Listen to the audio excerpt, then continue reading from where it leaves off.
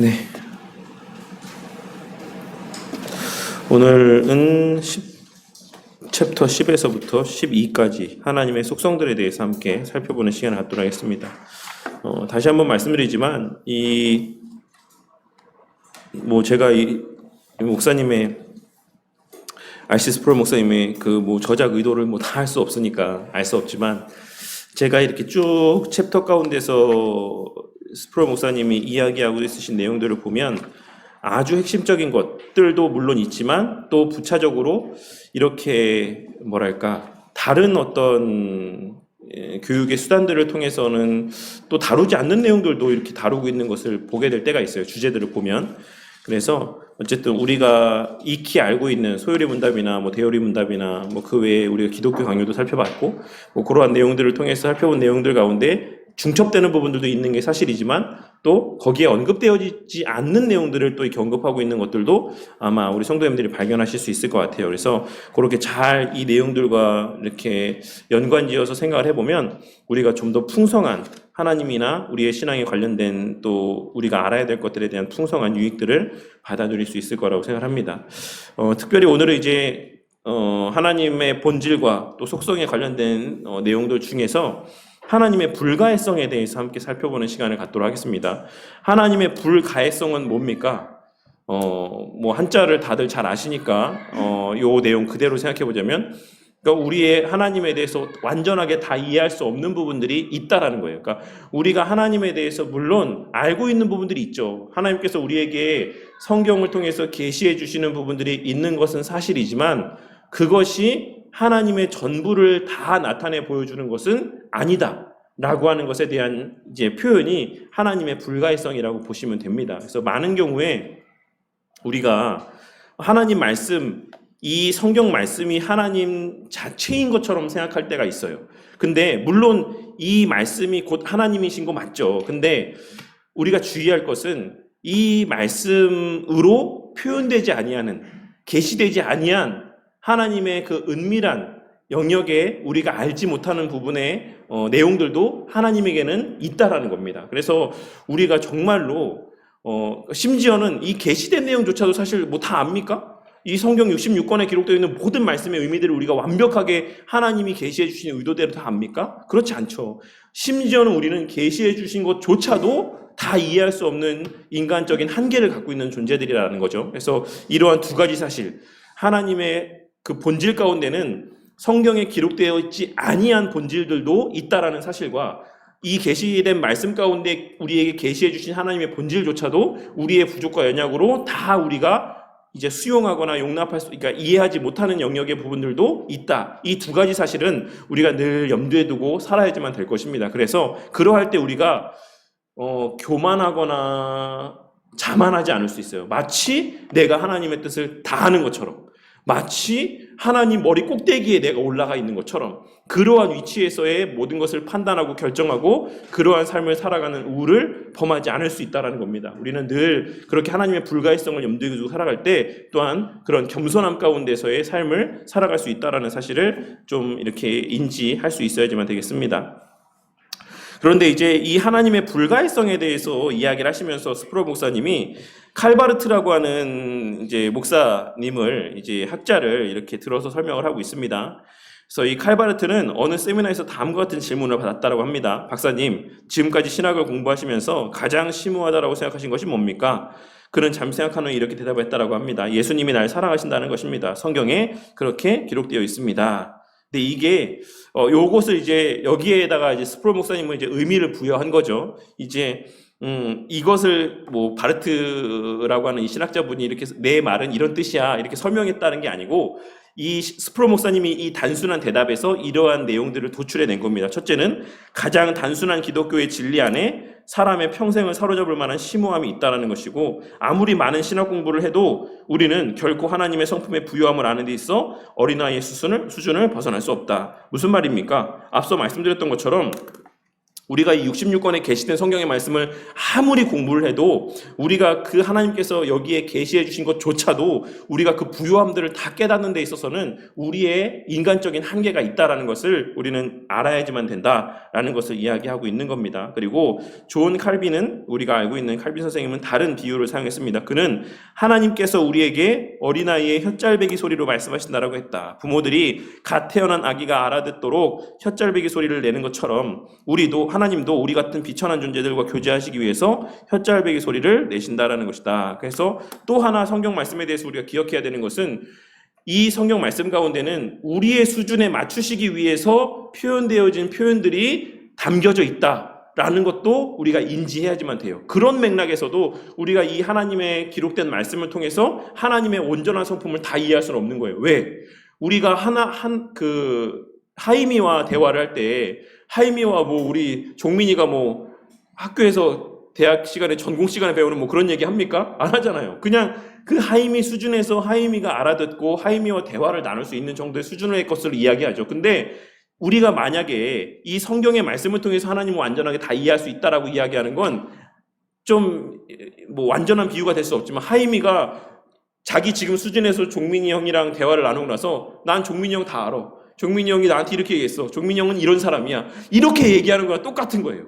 그러니까 하임이가 알아들을 수 있는 수준에서 종민이가 이야기한 것, 이 내용들만큼 하임이가 이해할 수 있는 거 맞죠. 근데 하임이가 이해할 수 없는 부분의 것들은 종민이가 얘기하지 않는단 말이에요. 마찬가지로 하나님도 하나님의 그 시선에서 바라봤을 때 인간의 제한된 환경 안에서 인간이 깨달을 수 있는 정도의 것들만을 성경 말씀에 써놨다라는 거예요. 그래서 우리가 물론 그것조차도 대화 중에도 지금 아무리 종민이가 수준에 맞춰서 이야기해도 하임이가 이해를 못하는 내용들이 있는 것처럼 그런 식으로 우리의 연약함 때문에 다 이해하지 못하는 부분들이 있을 수 있습니다. 그런 것을 신학적인 용어로 표현하자면 신인 동형 동성론적인 표현이라고도 이야기를 해요. 그래서 하나님께서 마치 인간의 몸을 입고 인간과 같은 성품들을 갖고 그런 것처럼 그런 식의 여러 가지 표현들을 이 가운데 사용하시기도 한다라는 것이죠. 그래서 예를 들자면 후회하신다, 근심하신다, 뜻을 돌이키신다, 여러 가지 이런 여호와의 팔에 대해서 이렇게 이야기하고 오른팔에 대해서 이야기하고 이런 것들, 이런 표현들이 하나님이 팔이 없죠. 영이시기 때문에 하나님이 후회하지 않으시죠. 하나님이 뜻을 돌이키지 않죠. 그렇지만 우리에게 있어서의 하나님의 감정들이나 하나님의 어떤 그러한 전달하고자 하시는 것들을 전달하시기 위해서 우리 편에서 이해할 수 있는 언어의 표현들로 하나님께서 이 기록된 말씀들을 사용해 놓으셨고, 이것을 칼빈 선생님은 혓잘배기 소리로 말씀하신다라고 표현을 하고 있는 것이다라고 할 수가 있는 겁니다. 그래서 우리가 말씀을 바라보면서, 그래서 늘 말씀드리지만 교리가 왜 중요한가? 교리는 하나님의 성경에 계시된 하나님의 성품들을 정리해서 우리 가운데 그러니까 체계적으로 잘 정돈해 놓은 거예요. 그래서 우리가 그러한 체계적인 교리의 내용을 통해서 하나님이 어떤 분이신지를 우리가 알 수 있는 수준 안에서 완전하게 체계적으로 정립해 놓았을 때, 그러한 하나님의 인간 편에서의 이해할 수 있는 용어들로 표현해 놓은 그런 내용들을 통해서도 하나님이 이 말씀하고 있으신 그 본 뜻, 의도가 뭔지를 우리가 오해하지 않고 왜곡하지 않고 바르게 이해할 수 있다라는 겁니다. 그런데 그러한 교리가 그 마음 가운데 정통적인 교리가 그 마음 가운데 자리어있지 않으면 성경 말씀 읽을 때마다 우리가 헷갈릴 수 있죠. 하나님이 분명 이렇게 말씀하셨는데 다른 데 가서는 또 다르게 말씀하시고, 분명 내가 아는 하나님은 이런 하나님인데 어떤 말씀에서는 또 이렇게 행동하시는 걸 보게 되고, 이런 것들을 통해서 우리가 정말 정립되지 아니하는 혼란스러운 그러한 신앙의 체계를 형성하게 될 수가 있다라는 겁니다. 그래서 우리가 그런 내용들을 잘 정립을 하고 있어야지만 되고, 무엇보다 누구도 하나님을 완전하게 이해할 수 없다라는 사실을 꼭 명심해야 됩니다. 내가 기도했더니 하나님이 나한테 이런 뜻을 주셨어, 이런 알림을 주셨어, 이런 깨달음을 주셨어, 확신할 수 있는 거는 사실 알 수 없어요. 그렇다고 해서 기도하는 게 의미 없다라는 것을 말씀드리는 거 아닙니다. 우리가 확신할 수 있는 것은 나중에 일어난 결과를 통해서만 확인할 수 있을 뿐이지, 우리가 아무리 기도하고 말씀을 보고 판단하고 결정했다라고 할지라도 그 순간 이거 100% 하나님의 뜻이야 라고 이야기할 수 있는 일은 이 세상에 존재하지 않습니다. 일 수도 있죠. 아예 그런 일이 일어나지 않는다라는 거 말씀드리는 게 아니에요. 그렇기 때문에 우리는 언제나 조심스럽고 두렵고 떨림 가운데에 혹여라도 나의 뜻이, 나의 욕심이, 나의 이기심이 거기에 개입되지 않았을까를 두려워하고 염려하며, 그렇게 주님의 도우심을 구하며 그렇게 겸손하게 가야 되는 것 뿐입니다. 마치 내가 하나님인 것처럼 내가 하나님의 뜻을 알았어. 이거 하나님 뜻이야. 라고 이렇게 이야기하면서 무엇인가를 추진하는 것, 그건 정말 교만한 모습이 될 수 있다. 왜냐하면 우리는 하나님을 완전하게 이해할 수 없기 때문에 그렇습니다. 하나님의 뜻도 마찬가지고 하나님은 총체적으로 이해하지 못하게 하는 뿌리 깊은 장벽이 있다. 바로 우리는 유한한 피조물이고 하나님은 무한한 존재라는 점이다. 그래서 이거에 대해서 이제 정통 기독교에서 이야기하고 있는 것이 있죠. 그래서 앞에서 이야기하고 있는 것처럼 중세신학자들이 무한한 것을 유한한 것에 담을 수 없다. 이것은 예전에 제가 그 소요리 문답을 나누면서도 말씀드렸던 것 같은데, 유한은 무한을 받을 수 없다. 이 원리가 우리가 하나님에 대해서 기본적으로 기억하고 있어야지만 될 중요한 하나의 문구라고 할 수가 있습니다. 이 원리는 정통 기독교에서 가장 중요한 교리 한 가지를 표현하고 있다. 그것은 하나님의 불가해성이라고 하는 교리다. 이 말은 자칫 유한한 존재는 무한한 존재를 파악할 수 없으므로 우리는 하나님에 대해서 아무것도 알 수 없다라는 식으로 잘못 오해될 수도 있다. 하나님이 우리의 이해 밖에 계신 분이라면 우리가 하는 모든 종교적인 말이 신학적인 헛소리일 뿐이며 우리는 알지도 못하는 신에게 제단을 쌓고 있다는 말이 아니겠는가. 그러나 하나님의 불가해성이라는 표현은 이제 그런 의미가 아닙니다. 우리가 하나님에 대해서 알게 할 수 없다, 이런 것을 이야기하고 있는 것이 아니에요. 하나님의 불가해성이란 우리가 하나님은 전혀 알 수 없다는 뜻이 아니라 우리의 지식이 부분적이고 제한적이어서 총체적이고 완벽한 지식에 이르지 못한다라는 것을 이야기하고 있는 겁니다. 그래서 이런 것을 전제했을 때 우리가 겸손해질 수 있다라는 것을 이야기하고 있는 거예요. 하나님이 계시를 통해서 우리에게 주신 하나님 자신에 대한 지식은 실제적이며 유용하다. 우리는 하나님이 계시해 주신 만큼 하나님을 알 수 있다. 유한한 존재는 무한한 존재를 파악할 수 있다. 즉 하나님은 언제나 우리가 이해하는 것 이상이다. 성경은 감추어진 일은 우리 하나님 여호와께 속하였거니와 나타난 일은 영구히 우리와 우리 자손에게 속하였나니 라고 말씀하고 있죠. 그래서 분명히 성경 말씀을 통해서도 감추어진 부분들이 있지만 계시된 부분들도 있다. 그래서 우리가 노력해야 될 부분들은 감추어진 부분들을 알기 위해서 노력하는 것이 아니라 계시된 부분을 완전히 소화하고 이해할 수 있기 위해 노력을 해야 되는 거예요. 근데 많은 이단들은 뭐에 집중합니까? 그 감추어져 있는 부분들을 자꾸 상상력으로 해석해내려고 하는 거죠. 그러할 때 우리가 이단에 빠지게 되고 또 이단이 될 수가 있다라고 할 수가 있습니다. 그래서 이제 64페이지에 보시면 마르틴 루터는 감추어진 면과 나타난 면이라고 하는 하나님의 두 가지 면을 언급했다. 신령한 지식의 한 부분은 우리의 시야로부터 감추어져 있다. 우리는 하나님이 나타내 주신 빛 안에서 살아간다라고 할 수가 있습니다. 어쨌든 그 요약하자면 이제 신학 지식이 아무리 깊어도 우리에게는 여전히 하나님의 본질과 속성에 관한 신비가 많이 있다. 이 사실을 통해서 우리가 겸손해질 수 있고, 또한 하나님의 불가해성이라는 교리는 우리가 하나님에 관해서 아무것도 알 수 없다라는 의미가 아니라 인성으로 제한받는 우리의 지식에 한계가 있다라는 뜻이다라고 할 수가 있습니다. 그래서 우리가 알게 하신 영역 안에서만큼은 또한 알기 위해서 애쓰고 노력하는 것이 성도로서의 바람직한 신앙의 모습이다라고 하는 것 또한도 우리가 동시에 이 하나님의 불가해성의 영역의 내용을 통해서 깨달을 수 있어야지만 된다라고 할 수 있습니다.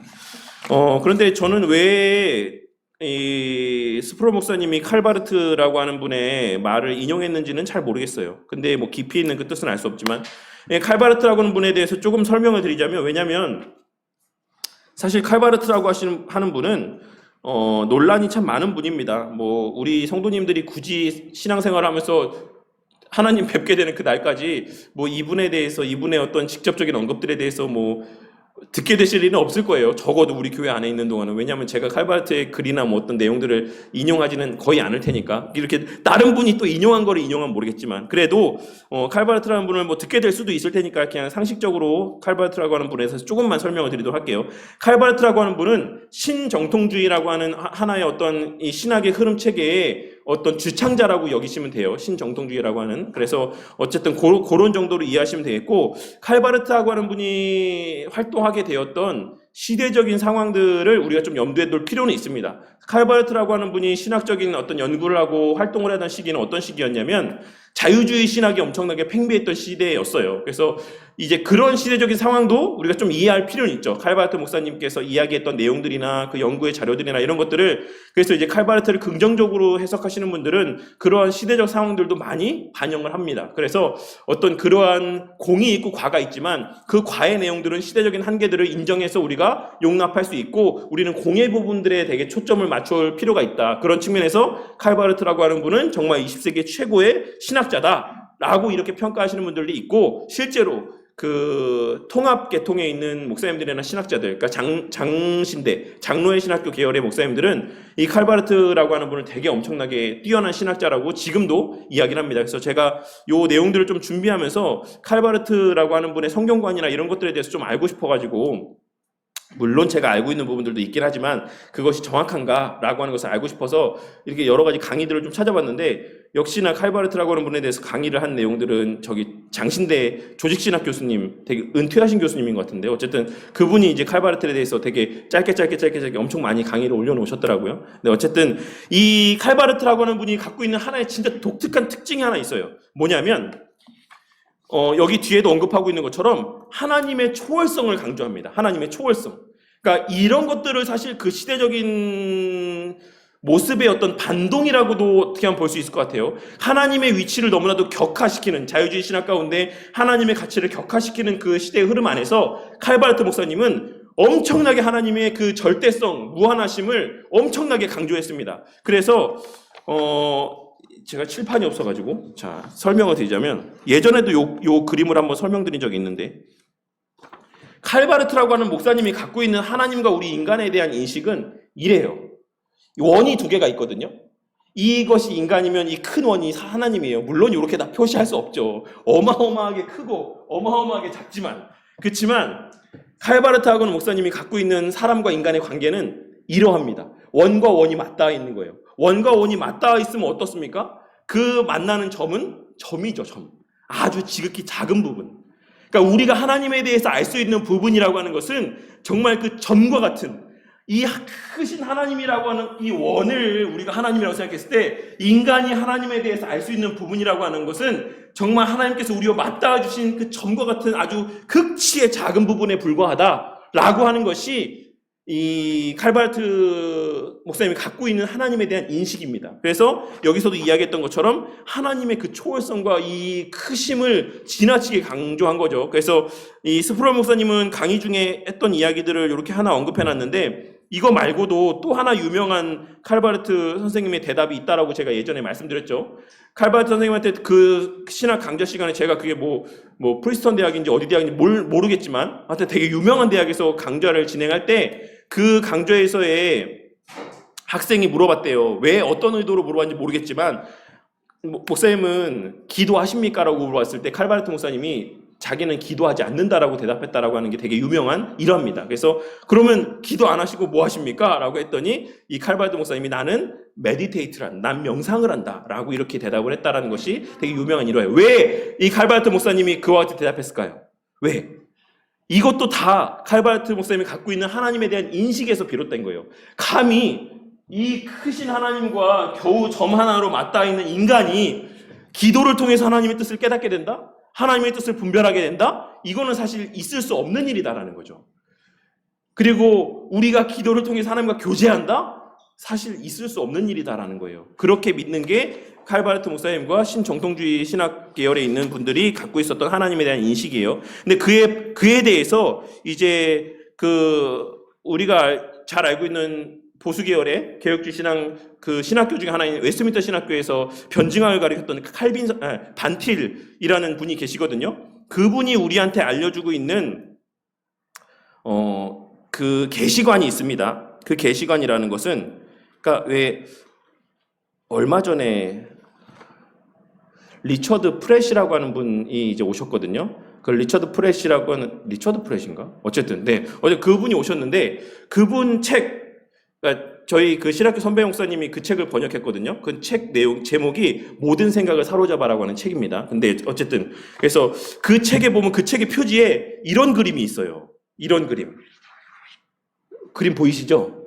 두 원이 있고 이렇게 약간 이렇게 좁아드는 이 두 줄이 있고, 이게 반틸 선생님이 갖고 있는 그 그 하나님의 계시에 관련된 설명의 그림입니다.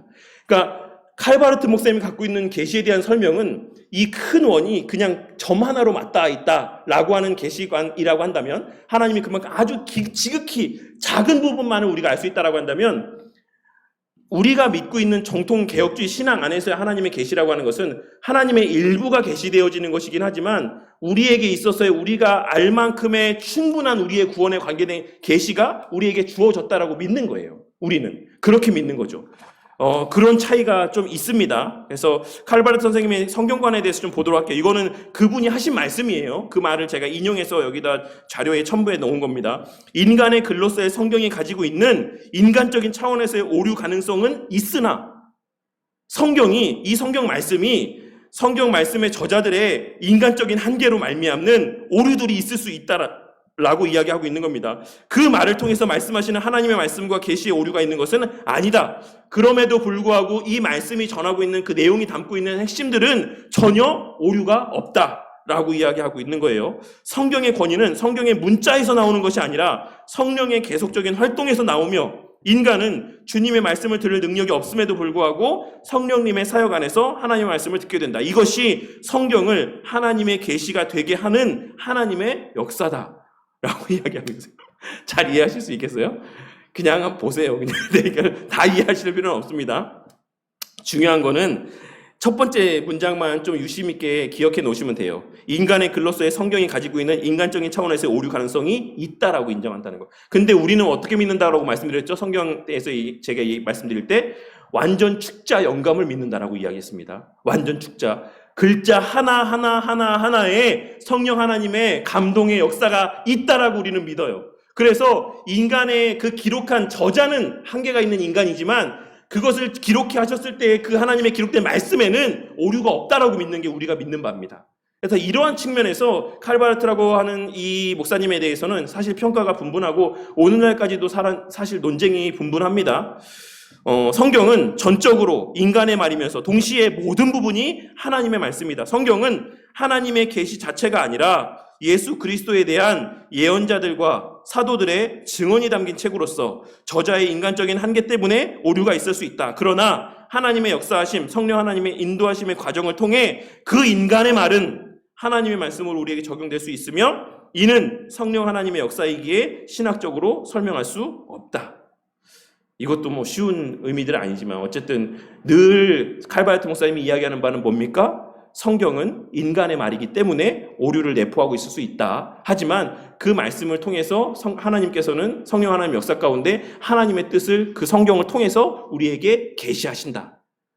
아시겠죠? 이 말하는 바가 뭔지 아시겠죠? 우리랑 어떤 점이 다른지 아시겠죠? 그런 것들을 잘 이해하시면 되겠어요. 그래서 이러한 칼바르트의 성경관은 언어적, 역사적, 신학적인 오류 가능성을 인정함으로써 현대 지성인들을 설득할 수 있는 도구를 확보하면서도, 오류 가능성을 인정하면서도 동시에 성경의 권위를 무시하지 않는 독특하고도 새로운 원리를 탄생시켰다라고 할 수가 있습니다. 그래서 한편에서는 이 칼바르트라고 하는 목사님을 칼빈 이후에 당대 최고의 개혁주의 신학자라고 평가하시는 무리들이 있는가 하면, 한편에서는 되게 우리가 조심해야 되는, 우리와 똑같은 용어들을 사용하면서 우리와 다른 것을 증거하는, 전하는, 좀 우리가 조심해야 되는 가르침을 전하는 분이다라고 평가하시는 분들도 있는 게 사실입니다. 그리고 또 하나, 사실 이 부분도 제가 아직 뭐 충분히 공부하지 않아서 모르겠는데, 그 칼바르트라고 하는 분은 그러니까 계시를 세 가지의 단계로 이해를 해요.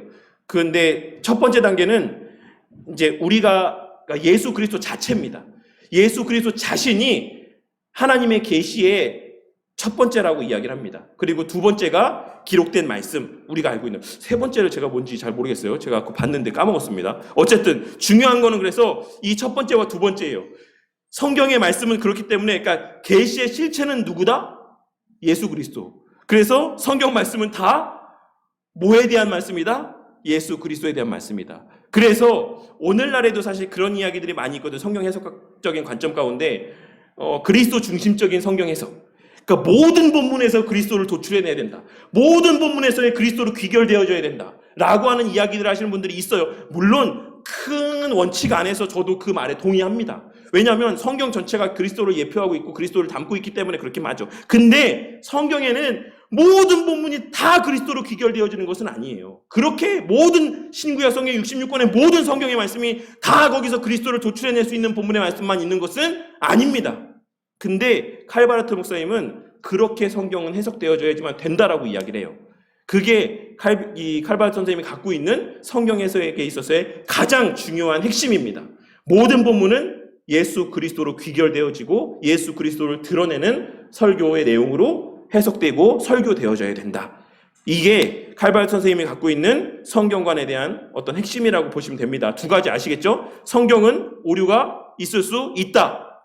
하지만 성령 하나님의 특별하고도 은밀한 신학적으로 설명될 수 없는 역사 가운데 하나님께서는 그 성경의 말씀을 통해서 하나님에 대한 지식들을 우리에게 전하신다. 증거하신다. 그것이 핵심이고 하나고, 하나는 그 성경의 말씀은 본래는 예수 그리스도 그 자체가 계시이기 때문에 그 기록된 성경의 말씀 또한도 모든 것은 그리스도로 귀결되어져야 된다. 이것이 칼바르트 목사님이 이야기하고 있는 성경관에 대한 핵심이라고 이해하시면 될 것 같습니다. 하지만 우리는 그렇지 않다라고 하는 것.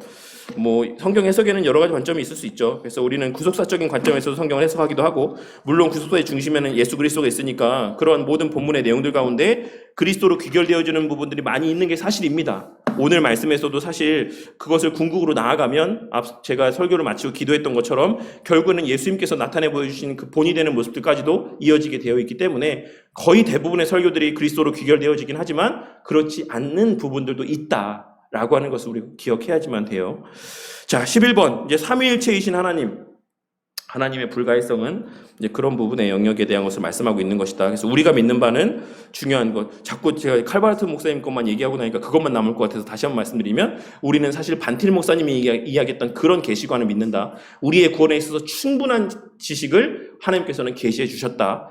그리고 하나님께서는 우리와 교제하신다, 교통하신다. 그래서 우리는 기도하고 우리는 말씀을 통해 하나님을 어느 정도, 그리고 우리의 구원에 필요한 충분한 그러한 계시의 깨달음이 우리에게는 허락되어졌다라고 믿는 게 우리가 믿는 성경에 대한 또 계시에 대한 인식이라고 생각하시면 되겠습니다.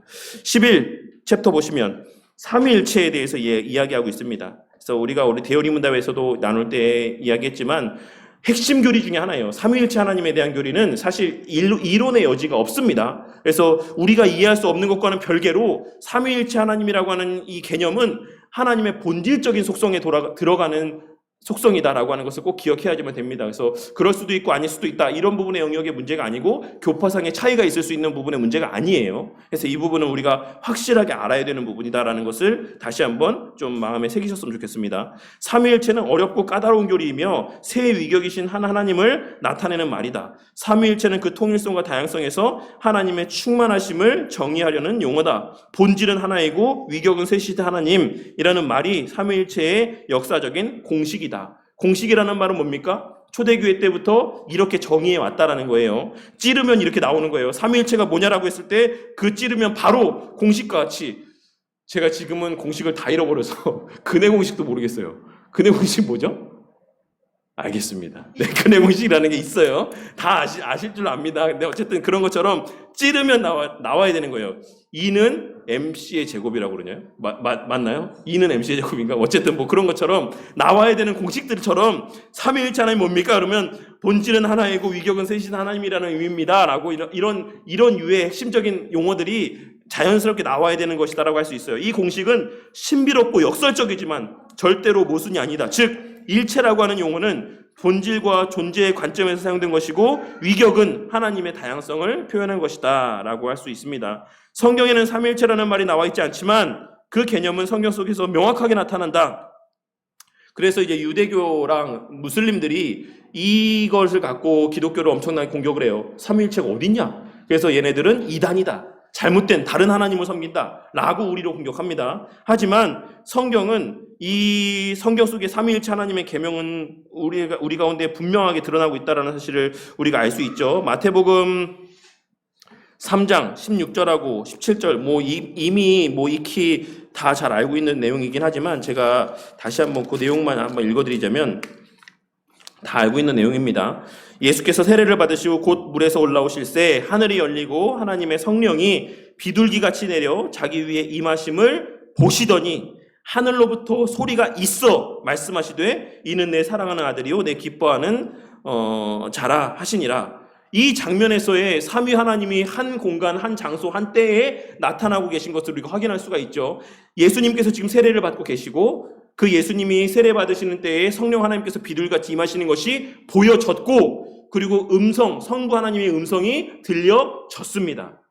한 공간, 한 때에 동시에 삼위 하나님의 모든 모습이 나타났다라고 하는 사실이 이 마태복음에도 명확하게 기록이 되어져 있다라는 사실을 우리가 확인할 수가 있고, 또한 동시에 그 삼위 하나님이 한 분이시라고 하는 사실 또한도 그 신명기 6장 4절에서 우리가 아까 설교 때도 제가 말씀드렸지만 오직 유일한 여호와시니 라고 했을 때 이 유일하다라고 하는 표현이 뭐 당연한 번역된 표현하고 똑같은 의미입니다. 하나라는 의미입니다. 하나인 하나님이다라고 하는 의미가 성경에 기록되어 있죠. 그래서 세 분이 하나님이시지만 또 한 분의 하나님이시다라고 하는 것, 이것을 우리가 꼭 기억해야지만 되겠습니다. 성경이 말하고 있는 바죠.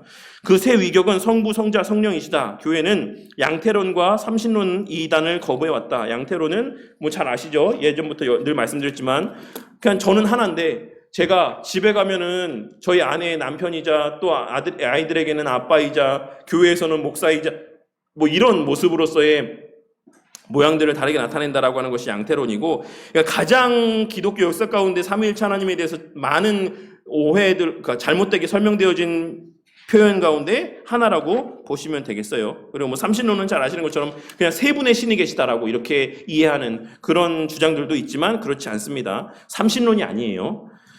네, 그 세 존재가 있다는 그릇된 주장을 한다라고 할 수가 있습니다. 위격이라고 하는 용어는 본질의 차별성이 아닌 하나님 안에 다른 실제를 의미한다. 그러므로 실제가 한 존재 안에서 차이를 가진 것이지 결코 존재나 본질 자체가 다른 것이 아니다. 다시 말해 각각의 위격은 하나님의 모든 속성을 가지고 있다. 삼위의 각 위가 하시는 일에도 차이가 있다. 구원의 역사는 어떤 의미에서 삼위의 모든 위가 공통으로 하시는 사역이다. 맞습니다. 제가 늘 말씀드리죠. 모든 사역은 삼위일체 하나님의 공동의 사역이에요. 하지만 활동 방법에서는 성부는 창조와 구속을 주도하시고 성자는 창조물을 구속하시고 성령은 구속을 적용시키시면서 성도들을 거듭나게 하시고 거룩하게 하신다라고 할 수가 있어요. 이것은 질서의 하나님을 나타내 보여주는 것이지 단독의 사역이라는 것을 이야기하고 있는 게 아닙니다. 그런 측면에서 생각했을 때 오늘날 또 뭐 세대주의 계열에 있는 사람들이 이야기하는 것처럼 뭐 구약시대는 성부 하나님의 시대, 예수님 시대는 공생의 기간은 뭐 성자 예수님의 시대, 그리고 오늘날은 성령 하나님의 시대, 이렇게 하면서 그 시대를 구별하는 이러한 모습들도 사실 잘못된 구별이라고 할 수가 있어요. 그렇지 않습니다. 모든 시대는 다 성삼위 하나님의 공동의 역사의 시대라고 보시면 되겠습니다. 삼위일체 교리는 하나님의 신비로운 성품을 충분하게 설명하지 못한다. 다만 우리가 발을 내딛어서는 안 될 곳에 경계를 정해주는 것이다. 이 표현이 되게 저는 좀 의미가 있는 표현인 것 같아요. 삼위일체 하나님에 대한 교리가 하나님의 신비로운 성품을 충분히 설명해주지 못하지만 이를 통해서 우리가 발을 더 이상 내딛어서는 안 되는 곳이 어디인가라고 하는 것을 경계를 이 삼위일체 교리가 우리 가운데 제시해준다라고 하는 표현이 조금 좀 심오한 표현이 아닌가, 저는 그렇게 생각했어요.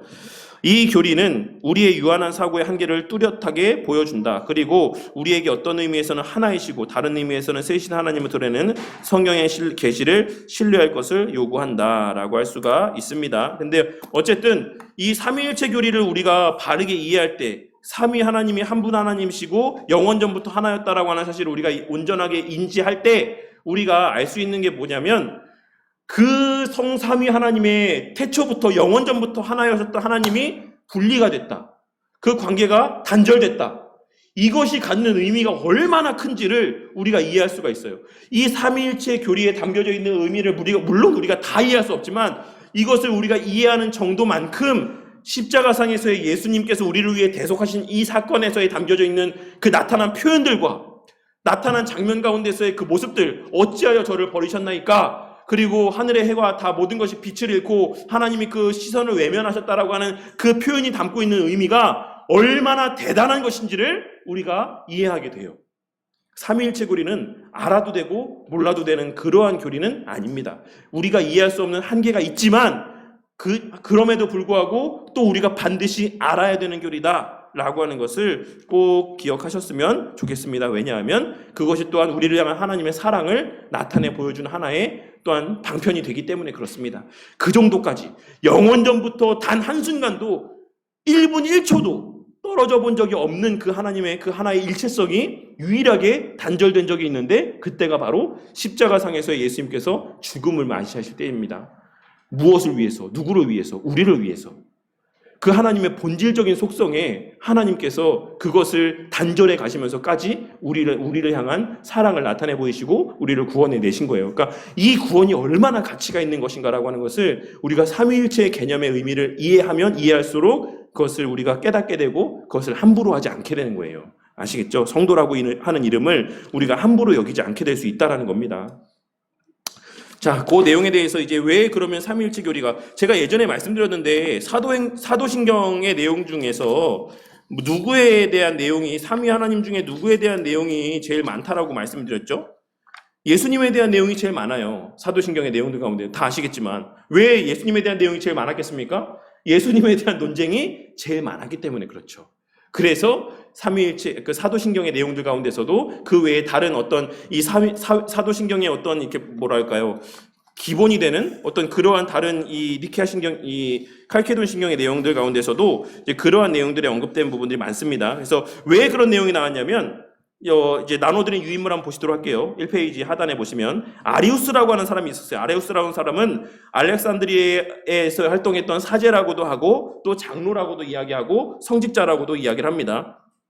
근데 이 아리우스라고 하는 사람이 뭐라고 이야기했냐면 성자 예수는 성부에게 종속된 유사한 본질, 동일 본질이 아니라 유사한 본질이다. 그러니까 성자 예수님과 성부 하나님은 차이가 있다라고 하는 주장을 했어요. 그래서 성부의 피조물에 불과하다라는 주장을 아리우스라는 사람이 했습니다. 그래서 이게 당시에 엄청난 파장을 교회 가운데 일으키게 돼요. 그래서 엄청난 논쟁을 불러일으켜서 교회 회의가 일어나고 논쟁이 이루어지고 그런 수많은 논의의 과정들 끝에 결국에 이제 성부 하나님과 성자 하나님에 대한 교리들이 정립이 되게 됩니다. 그래서 그 내용들이 이제 니케아 신경 그리고 니케아 콘스탄티노플 신경이라고 하는 내용들로 정리가 되고 있어요. 그래서 그 아리우스라고 하는 사람이 주장했던 내용들을 보시면 지금 그 아리우스파의 창시자라고 했는 그 밑에 편에 있는 내용이 아리우스가 주장했던 내용이 한번 들어보세요. 뭐 읽어보셔도 되겠지만 하나님은 처음부터 성부였던 것이 아니라 성부가 아니었던 시기가 있었습니다. 무슨 말입니까? 성자 예수님이 존재하지 않던 때가 있었다라는 거예요. 아리우스의 주장입니다. 하나님의 말씀은 영원전부터 있었던 것이 아니라 무에서 만들어진 것입니다. 영원히 존재하는 하나님 스스로 있는 자 또는 영원한 자는 존재하지 않았던 그분 성자를 무에서 만드셨습니다. 따라서 그가 존재하지 않았던 시기가 있었으며 성자는 창조물입니다.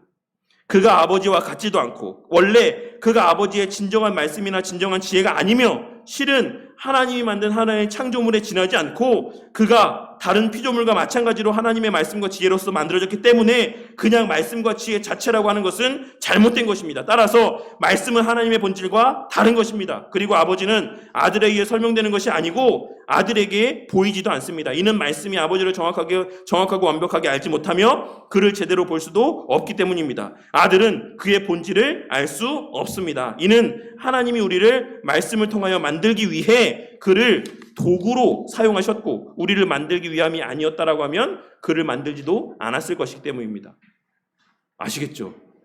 지금 들어도, 근데 지금 들으면 우리가 너무나도 이단 같지만 당시에는 이 논쟁이 교회 가운데 엄청나게 활활 타올랐다라는 거예요. 그래서 이 향연이라고 하는 아리우스가 지은 책에서 이렇게 이야기합니다. 하나님은 계속 아버지였던 것이 아니고 그가 혼자 계심이 아버지가 아니었던 시기가 있었다. 그는 나중에 아버지가 되었다. 아들은 영원에서 나온 것이 아니라 무에서 온 것이다 라고 이렇게 이야기하고 있어요. 어쨌든 그래서 이 니케아 신경이 325년에 우리가 왜 에큐메니칼 공의회라고 해서 우리 그 교회 역사 살펴보면서 5개 회의에 대해서 이야기했지 않았습니까? 가장 첫 번째 있었던 회의가 뭐였습니까? 그게 니케아 회의예요. 니케아 회의에서 어떤 이야기를 나눴냐면 왜 이런 얘기가 나왔냐면 아리우스가 이런 이야기들을 했기 때문에. 아리우스가 몇 년에서 몇 년을 살았다고요? 256년에서 336년까지 살았습니다. 이 주장했던 내용들이 그 교회 가운데, 당대 교회 가운데 큰 파장을 일으켰던 거예요. 그래서 325년에 니케아 공의회가 소집이 되고 거기서 이것을 확정하게 됩니다. 그래서 이 내용들은 우리가 잘 알고 있는 내용들인데 마지막에 괄호쳐 있는 부분만 한번 보도록 할게요. 괄호쳐 있는 부분, 니케아 신경에서 그분이 존재하지 않은 시대가 있었다, 나시기 전에 존재하지 않았다 하고 말하는 사람들을, 또는 비존재에서 생겨났거나 다른 히포스타시스 또는 우시아에서 존재한다라고 말하는 사람들을, 또는 하나님의 아들은 창조되었으며 변할 수 있으며 달라질 수 있다라고 말하는 사람들은 보편되고 사도로부터 이어오는 교회에서 파문한다. 이 말이, 그러니까 이 누구 때문에 니케아 신경이 나왔는지 이 괄호친 마지막의 표현을 보시면 아시겠죠? 아리우스 때문에 나왔던 거예요. 아리우스 논쟁 때문에 니케아 신경을 통해서 이런 내용들이 논의가 되고, 한 번 더 381년에 콘스탄티노플 회의에서 이 니케아 신경의 내용들을 보완해서 니케아 콘스탄티노플 신경, 오늘날에는 일반적으로 니케아 신경이라고 하면 이 니케아 콘스탄티노플 신경을 이야기를 하는 겁니다. 그래서 이 내용들이 이제 이제 공의회에 확증이 되게 돼요. 그래서 이 내용을 보시면 어떤 것 같습니까? 이 내용이 뭐랑 좀 비슷한 것 같아요. 사도신경의 내용이랑 되게 비슷하잖아요. 사도신경의 내용들과. 나는 한 분이시요 전능하신 하나님, 하늘과 땅과 보이는 것과 보이지 않는 것 모든 것의 창조주 되신 하나님을 믿습니다. 또한 우리는 한 분이신 주 예수 그리스도, 만세전에 성부에게서 나신 하나님의 외아들을 믿나이다. 이는 하나님에게서 나신 하나님이요 빛으로 나신이요 참 하나님에게서 나신 참 하나님으로 지음받지 않고 나시었으며 성부와 한 분 본체로서 만물이 다 그로 말미암아 지음바 되었나이다. 우리 인간과 우리 구원을 위해 하늘로부터 내려오사 성령으로 인하여 동정녀 마리아에게서 나시고 사람이 되셨나이다. 우리를 위하여 본디오 빌라도에게 고난을 받으시고 십자가에 못 박혀 장사되셨으며 성경대로 사흘 만에 부활하시어 하늘에 오르사 성부 하나님 우편에 앉아 계시다가 다시 산자와 죽은 자를 심판하러 오시리니 그의 나라는 영원하리이다. 또한 우리는 주님이시며 생명을 주시는 성령을 믿나이다. 성령은 성부와 성자로부터 나시며 성부와 성자로 더불어 경배와 영광을 받으시고 선지자들을 통하여 말씀하셨나이다. 우리는 하나요 거룩하고 보편되며 사도적인 교회를 믿나이다. 죄를 사함받는 하나의 세례를 믿으며 죽은 이들의 부활과 내세의 삶을 기다리나이다. 아멘. 이게 니케아 콘스탄티노플의 신경이고, 사도신경에서의 어떤 여러 가지 논쟁들이 있지만 어쨌든 초안이 될 수 있는 어떤 그 근간이 될 수 있는, 그래서 그러한 말씀들이라고 이렇게 여겨지고 있습니다. 그래서 기독교의 3대 신조라고 하면 그래서 사도신경하고 니케아 콘스탄티노플 신경하고 아타나시우스 신경이에요. 이 세 가지.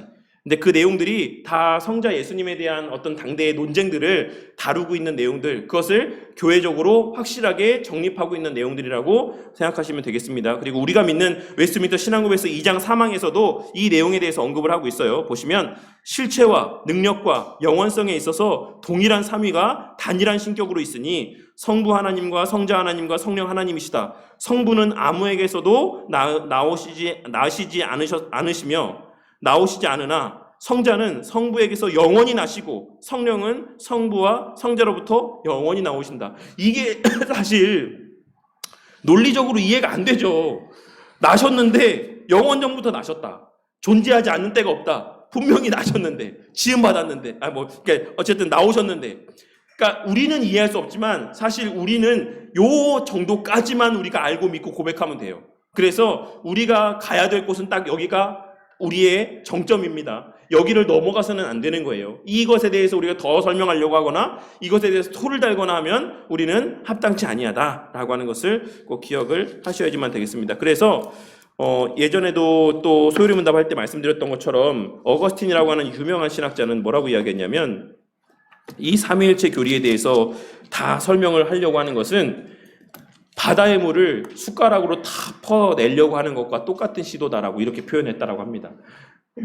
그 정도면 어느 정도인지 좀 이해가 되시죠? 물론 그것도 약한 표현이지만 우리가 숟가락으로 바다의 물을 다 퍼낼 수 있습니까? 없죠. 우리가 삼위일체 하나님에 대한 그 교리의 내용들과 담겨져 있는 오묘한 진리를 완전하게 이해하려고 하는 것은 그만큼 부질없는 일이다. 단지 우리가 계시해주고 우리의 믿음의 선배들을 통해 정립하게 하신 그 정도만 우리가 알고 있으면 된다라는 겁니다.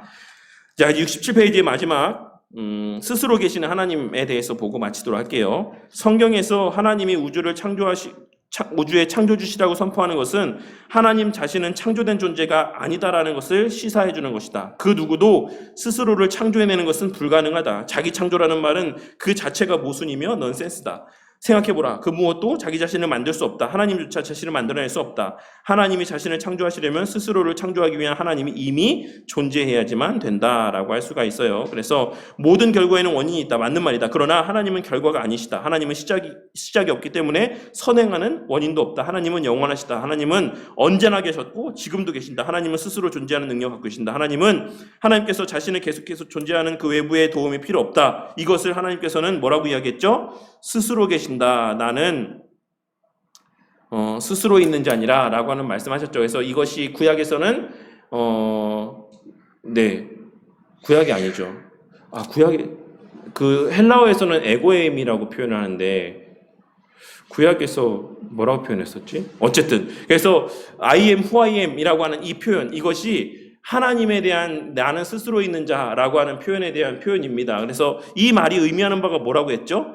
하나님의 자존성을 의미한다라고 말씀을 드렸습니다. 그래서 하나님은 의존적이지 않다라는 거예요. 그 어떤 것에도 영향을 받지 않는다라는 겁니다. 심지어는 그렇기 때문에 우리의 구원의 문제에 있어서 당연히 그 외부적인 요인에 영향을 받지 않는다라는 거예요. 그런 측면에서 이 기본적인 하나님의 자존성이라고 하는 것, 하나님이 나는 스스로 있는 자다, 스스로 존재하는 존재다라고 하는 것을 이 말씀의 의미만 잘 알아도 행위적인 구원에 대해서 이야기하는 것이 얼마나 잘못된 것인지를 우리가 쉽게 이해할 수가 있어요. 하나님은 하나님의 뜻하신 바를 다 제2의 원인에 영향을 받지 아니하시고 하나님의 온전한 뜻대로 다 성취하실 수가 있는 분입니다. 우리가 아무리 복음을 받아들이지 않기 위해서 발버둥 친다라고 할지라도 성부 하나님께서 우리를 구원하시기로 계획하셨다라고 하면 하나님께서 우리를 구원하실 수가 있어요. 왜? 우리의 어떠함과 그런 영향을 받지 않으시는 분이시기 때문에요. 하나님은 자존하시는 분이시기 때문에 그렇습니다.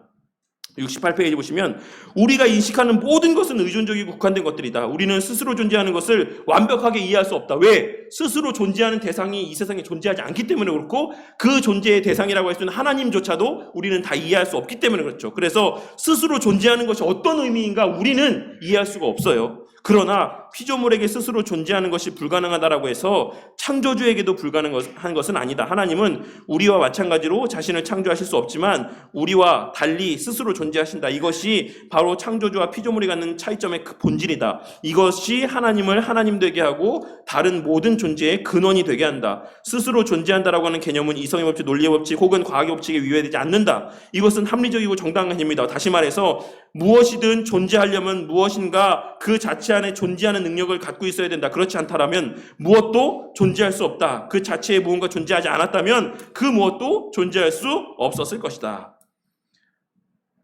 뭔지 이해하시겠어요? 네. 그러니까 하나님이 존재의 근원이시고 그 하나님이 스스로 존재하시는 분이시기 때문에 지금 이 세상의 모든 것이 존재할 수 있게 되었다라는 겁니다. 하나님으로 말미암아서 스스로 존재하시는 존재하심의 그 근원이 있기 때문에 아시겠죠? 논리적으로 생각해보시면 찬찬히 읽어보시면 이해가 되실 거예요. 하나님이 모든 존재의 근원이시며 기초이시다. 하나님 홀로 그 안에 존재하시는 능력을 갖고 계신다. 바울은 우리가 그를 힘입어 살며 기동하며 존재하느니라 라고 선포함으로써 하나님의 존재 능력에 의존하는 우리의 존재를 말했다. 여기에 중요한 표현이 하나 등장하고 있죠. 하나님의 존재 능력에 의존하는 우리의 존재를 말했다. 무슨 말입니까? 이 세상의 모든 피조물은 다 의존적이다라는 것을 이야기하고 있는 거예요. 자존하는 것은 하나님밖에 없다라는 겁니다. 그래서 우리가 소유리문답 이번 주에 우리 아이들 공부하면서도 말씀드렸던 것처럼 왜 사람들이 신을 만들어내는가? 왜 사람들이 우상을 섬기는가? 왜? 피조물은 본질적으로 의존적으로 지음받았기 때문에 그래요. 근데 그 본래 의존성이 누구를 향해 있었다고 그러고요? 아담과 하와 때는 하나님을 향해 있었죠.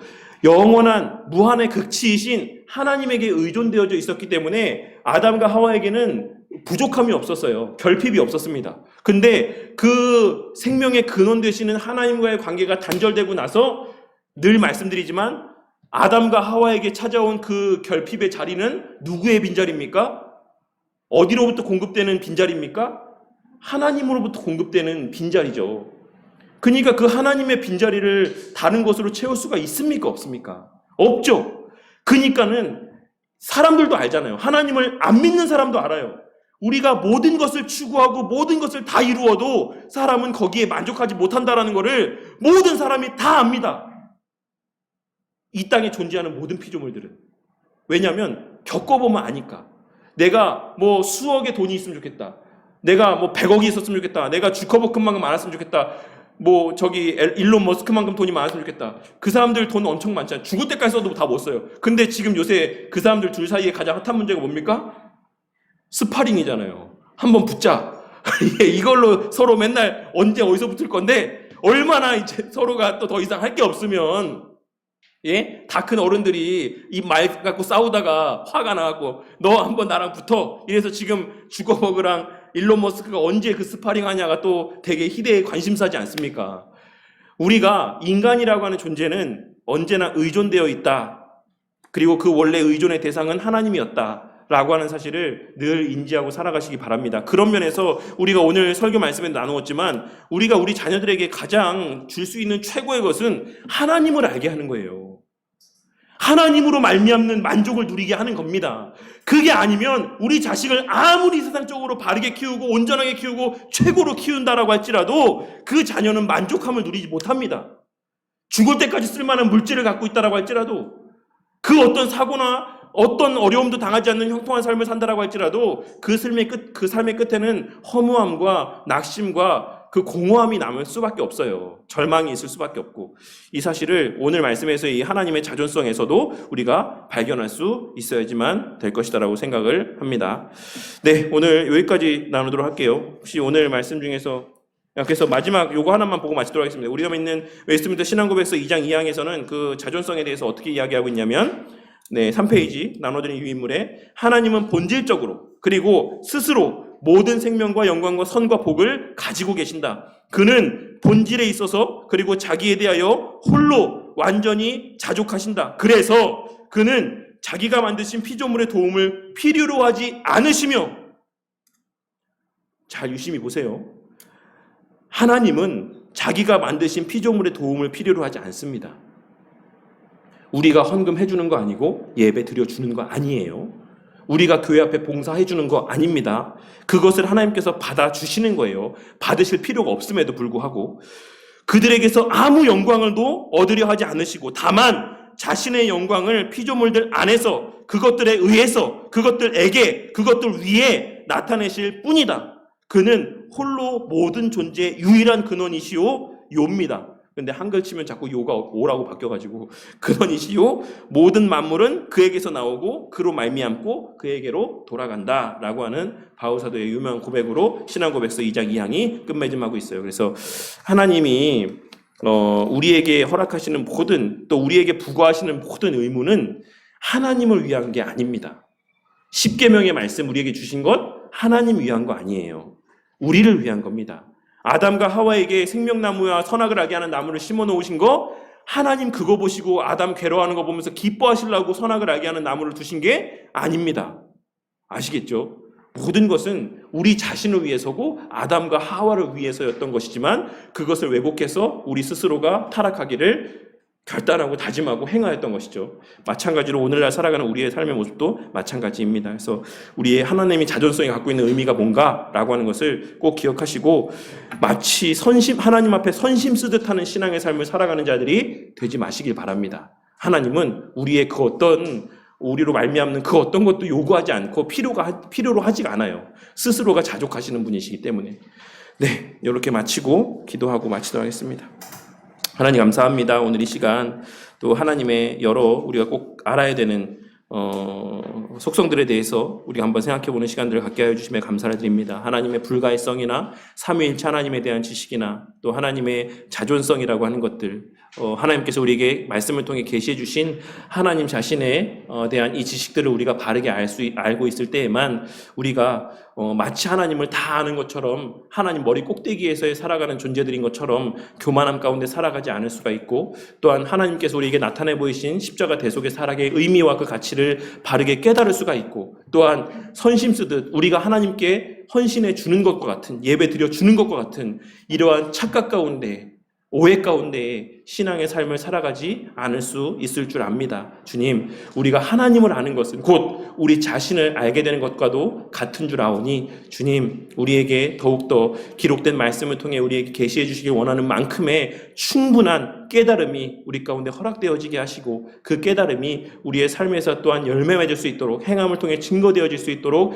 은혜를 베풀어 주셔서 우리 자녀들 또한 그 부모의 하나님 앞에서의 겸손한 삶, 그 부모의 하나님 앞에서 하나님의 사랑을 인정하고 또한 그것을 누리고 만끽하는 삶, 그리고 하나님 앞에서의 정말 온전히 순종하며 늘 사용하여 주심에 대하여 기쁨으로 순종하는 삶의 모습을 통해서 우리 자녀들 또한도 하나님의 구속의 역사 가운데 그 부모들과 마찬가지로 그 손에 붙들려 귀하게 쓰임받는 은혜가 있게 하여 주시옵소서. 주님, 배우는 것이 배우는 것으로 끝나지 않게 하여 주시기를 원합니다. 오늘 말씀에서의 홈리와 비느하스가 하나님에 대하여 알고 하나님의 율법에 대해서도 알았음에도 불구하고 그 삶에서의 하나님을 무시하며 하나님을 업신여기는 삶을 살았던 것처럼 우리 또한 이렇게 하나님에 대한 지식을 배우고 뒤돌아서서 세상에서의 유길의 삶 가운데 하나님을 무시하며 업신여기는 삶을 살아가는 자들 되지 않도록 자비와 긍휼을 베풀어 주시옵소서. 한 주간도 우리의 말과 행위들을 통해 하나님께서 응당 받으셔야 되는 영광이 우리의 삶을 통해 부족하나마